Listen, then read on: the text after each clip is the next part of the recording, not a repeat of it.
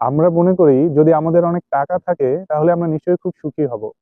বড় বাড়ি, দামি গাড়ি, বিলাসবহুল জীবন সবকিছু থাকলে দুঃখ থাকার কথা নয়। কিন্তু বাস্তবতা অনেক সময় ঠিক তার উল্টো।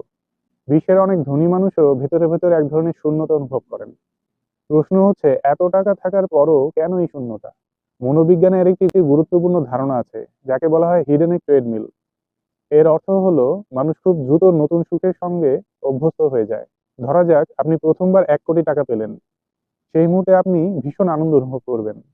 কিন্তু কিছুদিন পর সেই 1 কোটি টাকা আর বিশেষ কিছু মনে হবে না। তখন আপনার লক্ষ্য হয়ে যাবে 10 কোটি। 10 কোটি হলে লক্ষ্য হবে 100 কোটি। এইভাবে সুখের লক্ষ্য সবসময় সামনে এগিয়ে যায়, কিন্তু কখনো পুরোপুরি ধরা দেয় না। গ্রিক দার্শনিক এরিস্টটল বলেছিলেন, মানুষের প্রকৃত সুখ আসে অর্থ বা বিলাসিতা থেকে নয়, বরং অর্থপূর্ণ জীবন থেকে। অর্থাৎ শুধুমাত্র টাকা জমিয়ে গেলে জীবনের গভীর তৃপ্তি পাওয়া যায় না। আরেকটি বিষয় হলো, অনেক সফল মানুষ তাদের শৈশবের অভিজ্ঞতা দ্বারা গভীরভাবে প্রভাবিত হয়। যদি কেউ ছোটবেলায় অবহেলা, দারিদ্র্য বা অপমানের মধ্যে বড় হয়, তাহলে তার মনে এক ধরনের প্রবল ইচ্ছা তৈরি হতে পারে, আমি একদিন সবাইকে দেখিয়ে দেব। এই ইচ্ছা মানুষকে অসাধারণ পরিশ্রমী এবং উচ্চাভিলাষী করে তুলতে পারে। কিন্তু সমস্যা হলো, যে শূন্যতা বা কষ্ট থেকে যাত্রা শুরু হয়েছিল, শুধু টাকা দিয়ে সেই শূন্যতা সবসময় পূরণ হয় না। মনোবিজ্ঞানী ভিক্টর ফ্র্যাঙ্কল বলেছিলেন, মানুষের জীবনে সবচেয়ে বড় প্রয়োজন সুখ নয়, বরং মিনিং, অর্থাৎ জীবনের অর্থ।